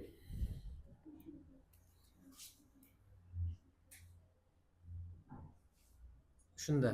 Mana bu yerda hozir mana vodorod 2 ta edi mana buni ichida. Mana bunda vodorod 3 ta edi. Mana bunda vodorod 2 ta edi. Vodorod 2 ta edi, vodorod 3 ta edi. Endi qaranglar-da. Mana hozir demak -2 holatda edi. Mana bunga necha o'tdi hozir? +3 ga o'tdi. Bitta o'zgarish. Keyingisi. Mana hozir -3 deydi mana bu uglerod. Mana hozir demak -3 deydi. Bunisi esa -2 deydi. Bunisi ham bor ekan, mana qaranglar -2. Mana bu nima o'tgan? +3 ga o'tgan. Mana -2 liklar nechta ekan shunda? Ikkita uglerod -2 holatda bo'lgan manbalari, mana chetida. Ikkalasi nimaga o'tibdi? +3. Mana bu uglerod hozir demak -3lik, -3lik ikkita bor. Mana ikkita. Bunday qilib tegi 2 qilib qo'ysanglar ham mayli. Buni tegi ham 2 qilib qo'ysanglar bo'ladi. Mana +3 +3 ikkita. -3 chetdagilari ikkita. O'shalar karbonat angidridda nima bo'ladi? Hammasi +4mi? -3 dan o'tar ekan demak uglerod +4 ga. Mana bu orasiga yana mana -2 lik ham karbonat angidridga o'tib ketib qolgan. Uglerod -2 mana bundan 2 ta edi. Hop, bunda hech nima yozilmagan. Uglerod -2 lik ham bittasi bor. U ham xuddi shunaqa uglerod +4 karbonat angidridda ichiga o'tib ketdi. Yana nimadir o'zgarish bormi desa, marganisi bor, +7, marganis o'tibdi +2 ga. O'zgarish bunda ham 5 taga.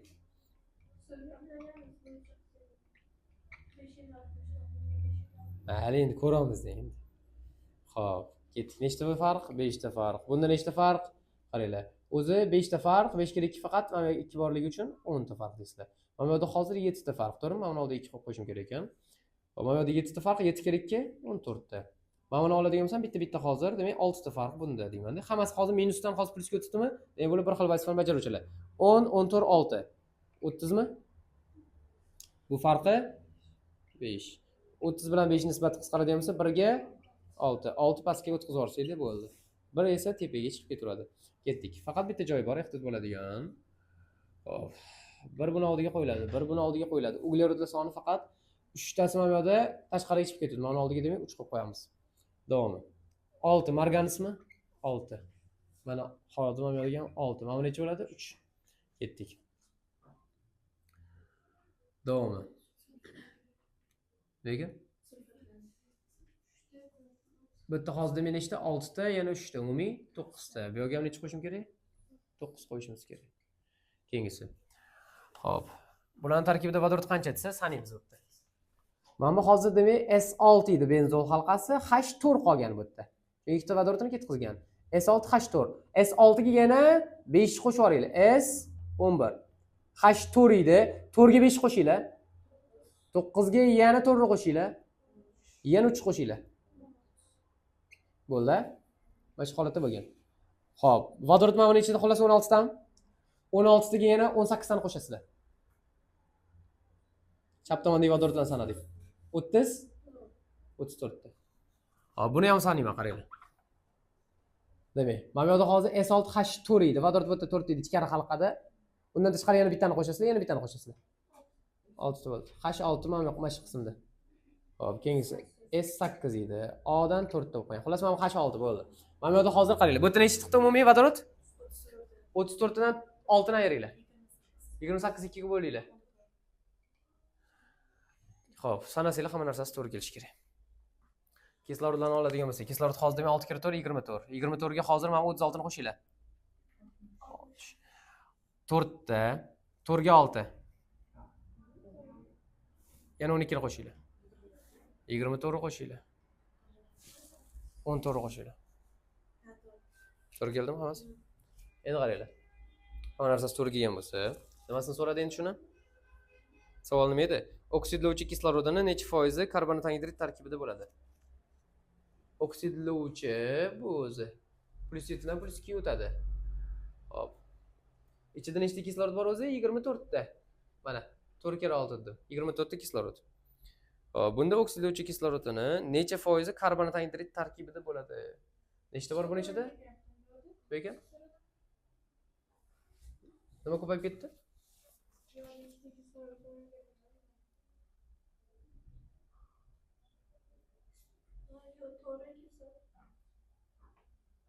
Ko'payibdimi? 4ta 6ni qo'shinglar. 10 ta bo'ldi. 12 ni qo'shinglar. 22 ga 24 qo'shinglar. 46 ga 14 qo'shsanglar 60 ku. Bir xil. Ketdik. Mana bu yerda 24 ta ekan kaliy permanganat ichida hozir mana kislorod 24 ta edi. Shuni nechtasi karbonat angidrid ichida ekan? 6 tasi. 24 tasini 100% deymiz. Ulushni berganmi? Bu 100%, buni tarkibida demak 6 tasi karbonat angidrid ichida. Necha foiz? 25% o'qasiz. Tushundinglarmi? 23-savol. Metanolga qaysi spirt qo'shilganda massasi 6,5 marta, atomlar soni 7 marta oshadi? Endi 10-chi savolmi?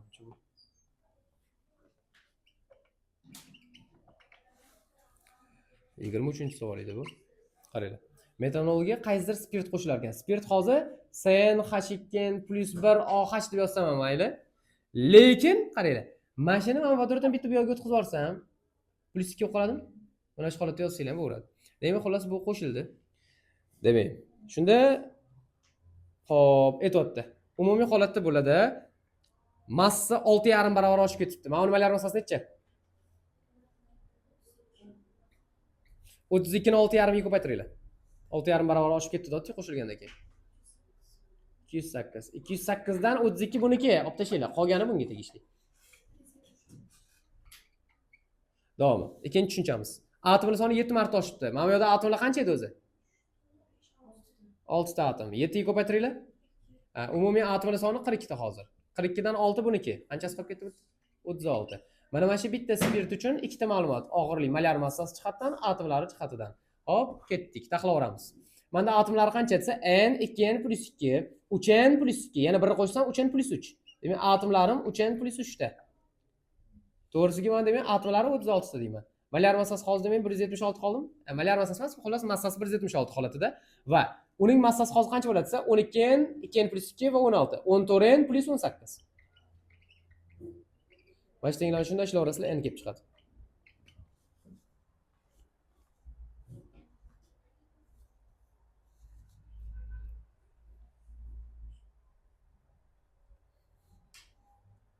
Tez bo'la qoladi qani. Aytib turaymi shu 30 da. Hop, 36 ni 14 ga ko'paytirdik. 504n plus 36 ni 18 ga ko'paytirdik. 248. 600 mi? Ketdik. 176 ni 3 ga ko'paytirdik, 3n'ga. 528n plus 528. Shunaqami? Ketdik. 504 bilan 528n turibdi. Bu hozir 504 bu yoqqa o'tadi. 528n dan 504n ni ayringlar. 24n. Hop, 648 dan ayrasa 528 ni. n teng necha? n teng 5 ekan. Demak, bizda hozir spirtimiz 5 talik uglerod, 5 ta uglerodga ega bo'lgan ekan deb javob berish shunda nima bo'pti? Pentanolni olib qo'yar ekansizlar. Xo'p, demak. 24-savol. Formulasi S5H8O bo'lgan nechta to'yinmagan aldigid bor? Geometrik izdamerlari siz deb qo'yibdi. Xo'p, 24-savolga kelamiz. Formulasi hozir demak buni S5H8O ekan va bu hozir demak yoki aldigid yoki ketob holatini namoyon qilish kerak edi. Va bizda aldigid dedi. Aldigid degani mana shu hozir karbonil guruhi chetki qismida turishi kerak edi. Ya'ni mana bu chetki uglerodda turishi kerak, mana shu kislorod. Xo'p. Demak chetki qismida turishi kerak va u to'yinmagan ekan. To'yinmaganligini qayerdan bilsak bo'ladi desa, o'zi aldigidlarning umumiy formulasi SnH2NO holatida bo'lar edi. Menda hozir demak n teng 5 bo'lsa, vodorod 10 ta bo'lishi kerak edi. Lekin menda 8 ta deb berdi. Demak, menda hozir ikkita vodorod kamayish degani bu bitta qo'shboq tushib qolgan, ya'ni bitta pi bog' qo'shilib qolgan degani, ya'ni to'yinmagan holatda ekan. Va uni hozir bu holatda yozib qo'ysak ham bo'ladi. Xullas bu qism bizga kerak emas.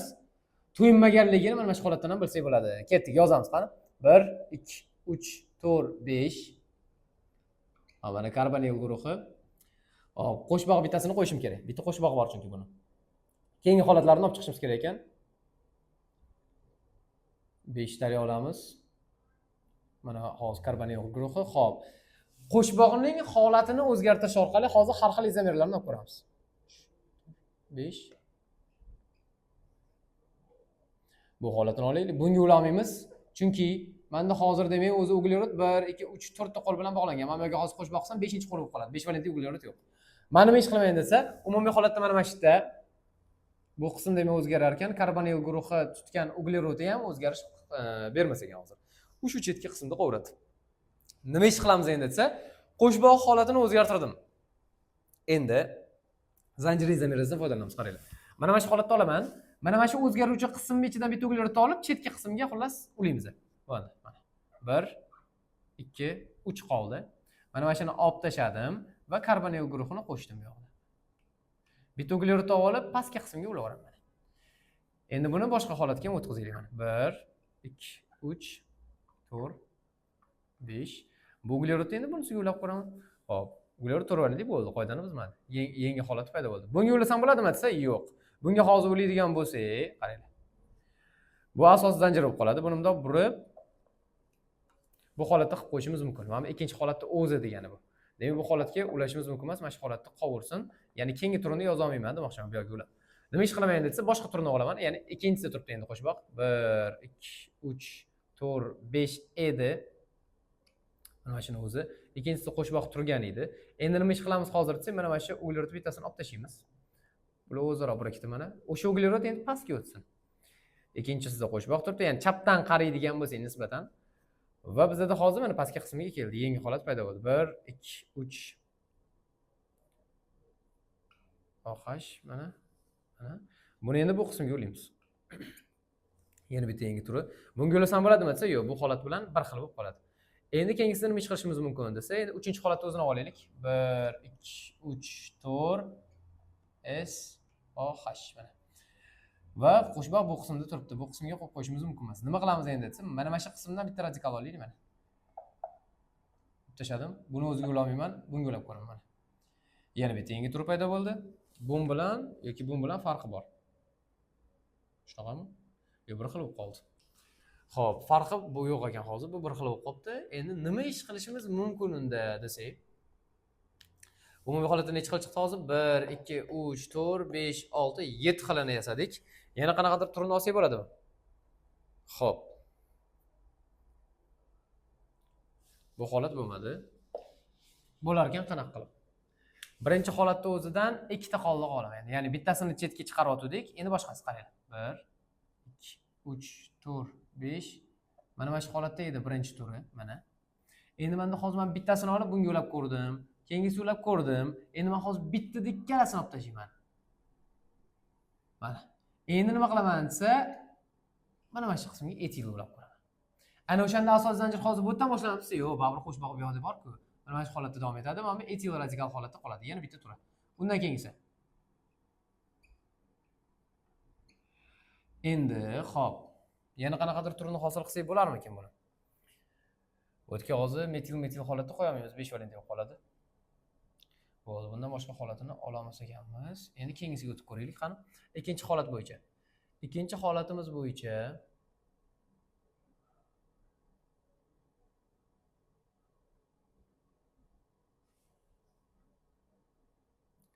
nima ish qilishimiz mumkin yana? Umumiy holat bizda hozir 8 xili paydo bo'ldi. Yana qanaqa turini olishim mumkin?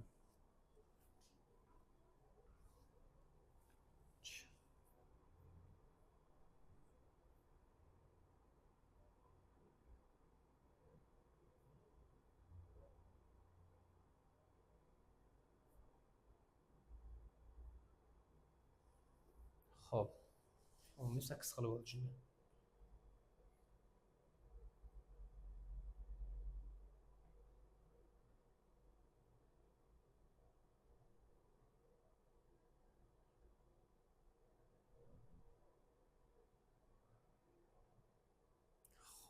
Bo'ldi, menimcha boshqa turi chiqmaydi.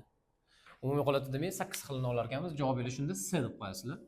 Xo'p, keyingisiga o'tdik. Demak, 25-masala. 25-masalada aytilyapti. Quyidagi reaksiya tenglamasidan foydalangan holatda A moddani toping. Hop, bizga reaksiya berildi. 3A plus Hop, nitrat kislota hosil bo'layotgan ekan shunda bizada. Hop, Y mol karbonat angidrid plus undan tashqari hosil bo'layotgan ekan demak 8 mol NO, ya'ni azot ikki oksidi va undan tashqari 10 molekula shunda suv. 10 mol suv. Hop, demak buni oldida X mavjud ekan. Endi quyidagi reaksiya tenglamasidan foydalanib A modda qaysiligini topgin deb qo'yibdi. Glyoksal, sirka kislota, oksalat kislota, etanol. Xo'p. 4 tala variantda shunda glyoksal formasi hop S2 holati bo'ladi unda ham. Sirka kislotida ham 2 tali, oksalat kislotida ham uglerod 2 ta, etanolda ham 2 ta. Demak, hop, A moddani tarkibida uglerod hammasida 2 ta ekan. Endi qaranglar. Xo'p, menda hozir mana buni ichida hozir uglerod 2 ta bo'ladi. S2 nimadir bo'ladi davomi.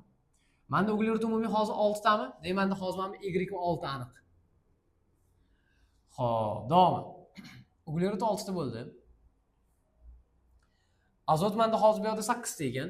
Mana bu hozir X demak 8 ekan. Bo'ldi. Azot 8 ta bo'ldi. Vodorod menda bu yerda 8 ta, bu yerda hozir hop 20 ta. 20 tadan hozir 8 tasi bor ekan. Nechi qoldi desa, yana 12 qoldi. Shunaqa hop 28 ketdi bo'ldi, 12 qoldi.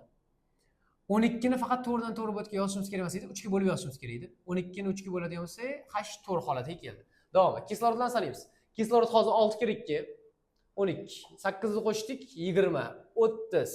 Bu yerda hozir 24 ta. Yana nechta yetmayapti desa, 6 ta yetmayapti. Faqat 3 ga bo'lib yozamiz. A2. O'shanda 2 kir 3 6 ni beradi. Mana hozir 4 kir 3 12 ni beradi o'shanda. Demak, uni formulasi hozir mana shu holatda ekan. Hop. Bu demak S2H4 O2 ekan. Demak, bu CH3 SOOH. Xo'p, javob berish shunda sirka kislota bo'lar ekan.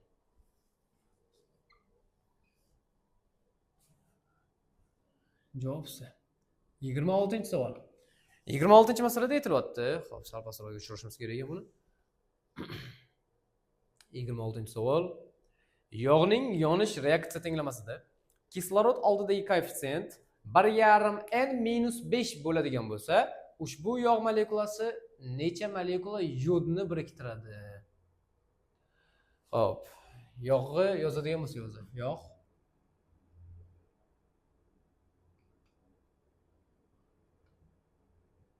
mana shu holatda bo'lib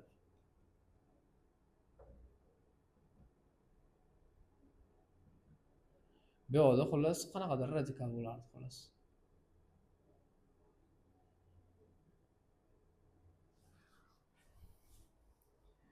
Yog' yonish reaksiyasida kislorod qanaqa formula keltirib chiqarsa bo'ladi bunga?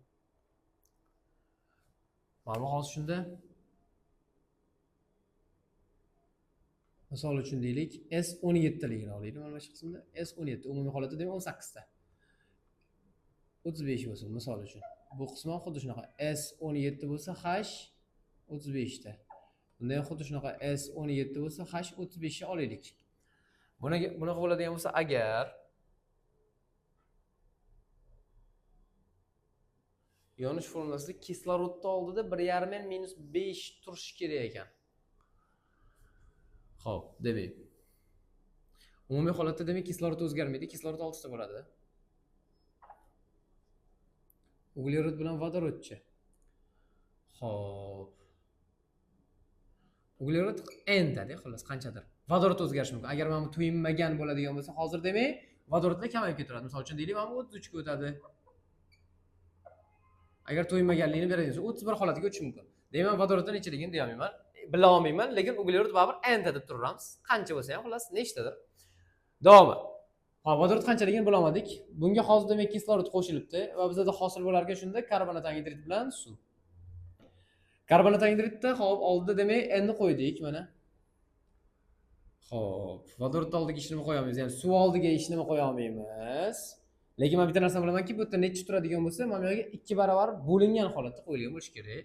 Va davomdan kislorodda sanaladi. Kislorod mana hozir bu yerda 1,5 N - 5 holatida ekan. Xo'p. Kislorod atomlarini sanaylik bu yerda, bo'pti. 1,5 - 5 ni 2 ga ko'paytiradigan bo'lsam, 3N - 10 kelib chiqadi. Kislorod bu yerda va undan tashqari 6 ta ham mavjud. Ularni yig'indisi umumiy holatida ham bizga beradi 3N - 4 tane. Bu yerda ham demak kislorod 3n minus 4 berish kerak. Menda hozir kislorod bu yerda qancha desa 2n ta. Bu qismga qancha qoldi desa n minus 4 ta qoldi. Mana. N minus 4. Bu yerda hozir necha bo'lgan bo'lsa, bu yerga 2 barobar bo'lib yozaman derdim. Bu yerga demak hozir 2 barobar ko'paytirib qaytarib yozib qo'yishim kerak. Bu 2n minus 8 holatida bo'lar ekan. Xo'p. Bo'ldi, to'g'ri bo'ldi. Shunda. Endi mana bu to'yingan holatida hech qanaqa qo'shboq tutmagan paytida bu qismda 35 holatini namoyon qilyapti. Va hozir demak ularni formulasini oladigan bo'lsak, umumiy holatda demak bu S3, mana bu yerda hozir 17 kira 3 shunda hop 51. 51 ga 3 qo'shadigan bo'lsam S 54 bo'ladi ekan. H. Undan tashqari yana 3 ta bor ekan-ku mana. 57. Xo'p, vodorod nechta ekan desa 35 ga 35 umumiy holatda demak bu 105. 105 ga yana 5 shunda 110 bo'lar edi. Kisloroddan 6 ta edi va ularning shunda formulasi SN H2n bo'ladigan bo'lsa hozir 57 ni 2 ga ko'paytiradigan bo'lsa hozir 114 degan mana bu yerda 110 bo'lish kerak. Minus 4 bo'lish kerak ekan. Agar to'yingan bo'lsa demak minus 4 edi. Lekin menda hozir mana bu yerda nima chiqdi? Umumiy formula minus 8 chiqyapti. Xo'p, nega unaqa holat farq kelib chiqyapti desa, nechta vodorodga? 4 ta vodorodga farq. 4 ta vodorodga farq degani bu 2 ta qo'shboq tushib qolgan degani. Demak, menda hozir yog' tarkibida 2 ta qo'shboq tushgan ekan, kislota qoldiq qism. Endi yog' kislotalari shunda qo'shbog'i mavjud ekan. Yog' molekulasida necha molekula yodni biriktira oladi deb qo'yibdi.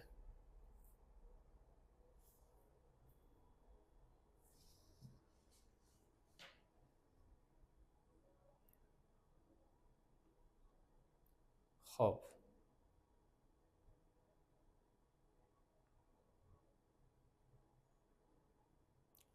Yod biriktirish holati o'zi qo'shbog' uzilishining hisobidan bo'lardi. Demak, menda hozir 2 ta qo'shbog' bor ekan. Ularni uzilishi uchun hozir mana shu pi bog'lari uziladi va 2 ta qo'l ochiladi. Buning uchun hozir yod molekulasi ta'sir etadigan bo'lsa, yod atomidan 2 ta bor. Buning uchun mana shuni uzishga o'zi yetadi. Lekin bundan 2 molekula olinadigan bo'lsa, buni ham uzishga yetadi. Demak, menda hozir 2 molekula yod kerak bo'lar ekan deb. Xo'p, necha molekula yod biriktiradi deb javob B ekan. Shunda 2 molekula yodni biriktirish orqali xo'p biriktira oladi deb olamiz xullas. 27-savol. Kraxmal haqidagi to'g'ri fikrni toping. Oq kunsimon modda sovuq suvda erimaydi, issiq suvda bo'kadi. To'g'ri. Mashmolot to'g'ri. To'lasimon yo'q, mazasiz. Yo'q, bo'ldi to'g'ri kelmas ekan. Shunda javobingiz A bo'ladi. 28. Metanol va ammiak 3:1 mol nisbatda olib qizdirildi. Bunda hosil bo'lgan amin formulasini aniqlang. Metanol bilan ammiak bor ekan shunda. Xo'p. 27-savol bu. 28 edi. Nazariy o'qidik. Metanol shunda ammiak.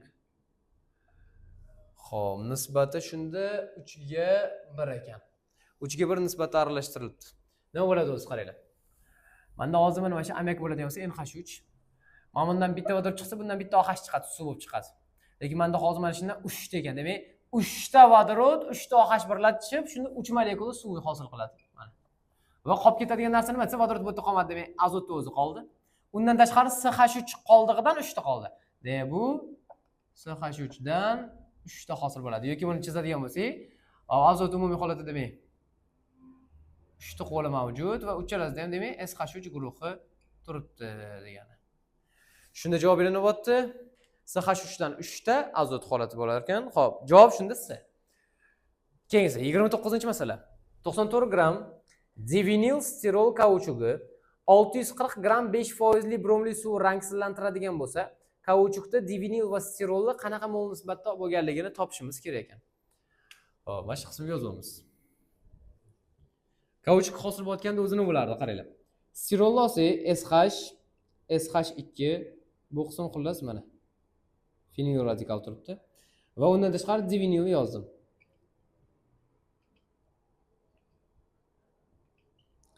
Ular kauchuk hosil qilayotgan paytida necha nisbatlariga menga hozir ahamiyati yo'q-ku. Mana shu yerda hozir ochilardi, qo'llari u tarqalishi berardi. Va bu birikish uchun ketardi. Mana bu qo'llar ochilishini hisobidan va bunda bitta bo'sh qo'l qolardi. Mavzu boyitida aytilgan bu va bu yerda ham hozir qo'l ochiladi. Bittasi mana. Buni ham bo'sh qo'l paydo bo'ladi, bu esa yonga tarqaladi buni qo'li. Mana shu ikkala qo'l hozir o'zaro birlashish orqali mana bu qismda bitta qo'shboq paydo bo'ladi. Va shu bromli suvi o'ziga shunda rangsilantirish xususiyatiga ega bo'lardi bu qo'shboq. Va bu birga bir nisbatda holatini yozdim, lekin u har xil nisbatda bo'lishi mumkin. Menga hozir uni ahamiyati yo'q. Bromli suv biriktirish holati mana shu divinil qismda faqat degan maqsadda yozdik. Hop, mana uni ozgina o'zib turamiz. Necha nisbatdaligini bilmaganligimiz uchun. Hop, nima qilamiz endi desa, umumiy holatda demak 94 gram ekan divinil stirolimiz va shuning tarkibida deyapti. Hop, shu kauchuk 640 gram 5% li bromli suvni rangsilantiradi. 640 gram 5% ni topib olamiz. Xo'p, mana shunda 640 gram 100%. Buni hozir 5% ni oladigan bo'lsak, u qancha deymiz? Xo'p. 32 gram. Xo'p, brom molekulyasi molar massasi shunda 160 bo'ladigan bo'lsa, demak bu 0,2 mol ekan. 0,2 mol shunda bromni biriktiradi. Qaqqa desa, mana shu qo'shboq uzilishini hisobidan. 1 mol uchun 1 mol ketadi. Ya'ni bitta qo'shboq bo'ladigan bo'lsa, bitta brom molekulasi birikadi. Mana hozir demak 0,2 mol brom ekan, demak bu hop 0,2 mol mana shu holati divinil hop stirol qoldig'i, ya'ni kauchuk hosil bo'lgan paytida bitta qo'shboq bor edi va shu qo'shboq ochilishini hisobidan o'sha brom xullas mashqi birikadi. Birga bir nisbatda. U 0,2 mol brom shunda demak, hop demak bu ham demak 0,2 mol deysizlar. Mana shuni uzilish orqali ikkita brom mashqga keladi. 0,2 mol ekan. Endi davomi. Umumiy holatda demak menda u 94 gram edi. 0,2 mol mana shu qism ekan va uni formulasi demak S4H6 holatda bo'lardi. Buni 0,2 molning og'irligini topamiz. 48 ga 6 shunda 54. 54 hozir bunga ko'paytiradigan bo'lsak, 10,8 gram. 94 gramdan demak 10,8 gram bunga tegishli. Qolgan qism esa stirol qismiga tegishli bo'ladi. Xo'p, 94 dan 10,8 ayiradigan bo'lsak, shunda 83,2 gram. 83,2 gram. Xo'p, stirol molar massasini oladigan bo'lsak, bo'lish sormadi. U S8H hozir demak. Mana bu yerda hozir 5 ta qoldi, 1 ni qo'shsam 6 ta bo'ldi. 6 taga yana 2 tani qo'shdik. 8 ta. Xo'p, bo'ldi 8 ta holat ekan. Mana S8H8.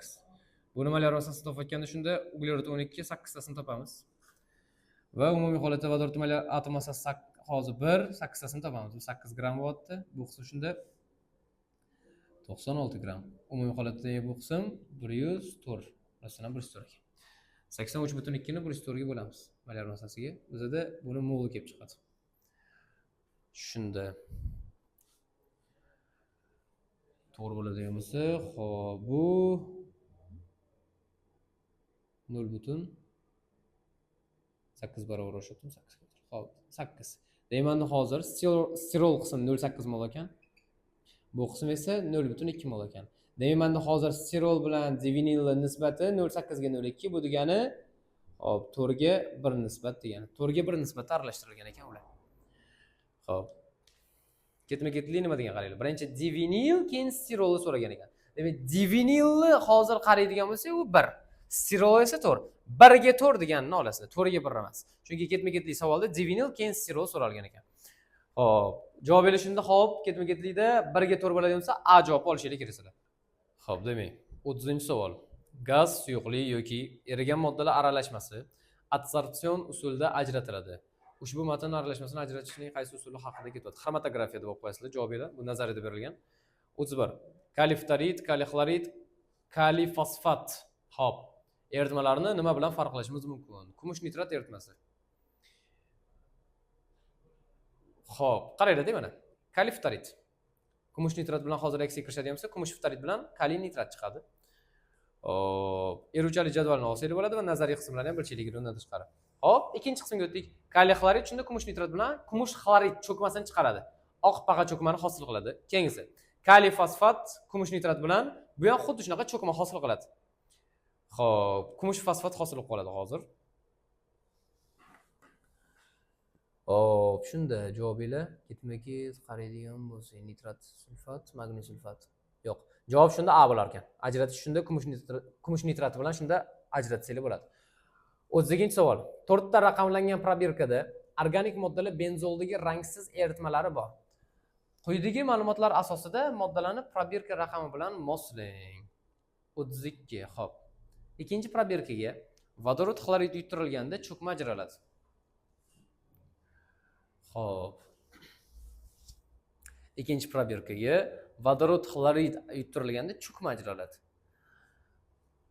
Bizda o'zi ABCD qilib 4 ta moddani beribdi. Fenol, etanol, anilin, geksan. Ikkinchi probirkaga deyapti. Vodorod xlorid uyuttirilganda cho'kma ajraladi. Xo'p, mayli. Keyingisi. Birinchi va uchinchi probirkalarga natriy qo'shilsa, gaz ajraladi. Qaranglar. Mana shuni ozgina qismini o'chirib tura qolaylik.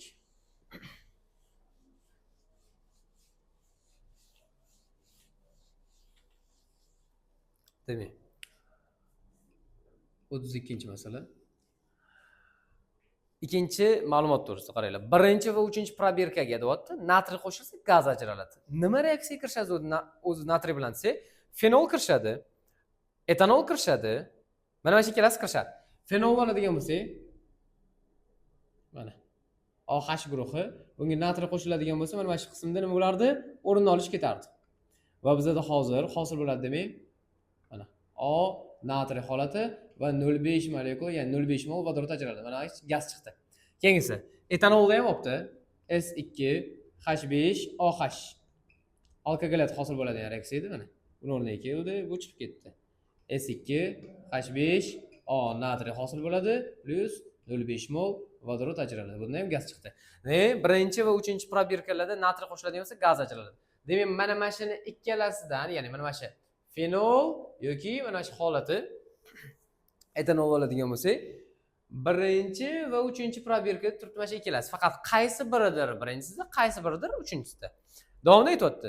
Birinchi va ikkinchi probirkalarga bromli suv qo'shiladigan bo'lsa, oq cho'kma hosil bo'ladi deb qo'yibdi. Endi qaranglar. 1 degani keldi bu yerda ham. 1 bilan 2 deyapti bunda. 1 ana 1 uchida ham bor edi. Ya'ni ikkinchi ma'lumotda birinchi va uchinchi probirkaga natriy qo'shilsa deganda. Hozir mana shuni 1 bilan 3 ichida qaysi biridadir fenol, qaysi biridadir hozir shunda etanol edi. Qaysiligini bilmayaptik. Endi qaranglar, birinchi va ikkinchi probirkalarga o'sha mana shu 1 bilan 3 ichidan 1 olindi, tushundinglarmi? Birinchi va ikkinchi probirka, boshqa probirka olingan, bromli suv qo'shiladigan bo'lsa, oq cho'kma hosil bo'ladi. Buni qaysi birida hozir bromli suv qo'shiladigan bo'lsa, cho'kma hosil bo'ladi desa, bu emas. Bunisida 2-4-6 birikish bo'lardi, cho'kma hosil bo'lardi. Deymanda birinchi idish degani, ya'ni birinchi probirkada fenol bo'lgan ekan deb olib qo'yishimiz kerak. Demak, uchinchi probirkada bizda etanol bo'lgan. Mana shu holatda ajratib olishimiz kerak. Davomi. Hop, ikkinchi probirkada ham xuddi shunaqa cho'kma ajralgan ekan. Demak, ikkinchi probirka qaranglar. Bromni nima biriktiradi? Anilinmi, geksanmi desa, anilin biriktiradi. Hop. Mana bu holatda bo'lardi. Tepasida hozir NH2 guruhi. Bu yerda ham xuddi shunaqa 2-4-6 birikish bo'lib oq cho'kma tushardi. Deymanda S bu ikkinchi probirka ekan. Ikkinchi probirka demak anilin. Shunda variantlarga qaraydigan bo'lsak, birinchi probirka bu hop fenol bo'lishi kerak. 1 A. 1 A degani shunda hop B bilan S ni o'chirib tashaverasizlar. Keyingisi. Ikkinchisi shunda B qism. B bu hop etanol. Etanol qaysi idish deydi hozir? Qaysi probirkada? Uchinchisida. Demak, B ga 3 bo'lish kerak. Javob berish shunda A bo'lar ekan, D ni ham o'chirib tashlaysizlar.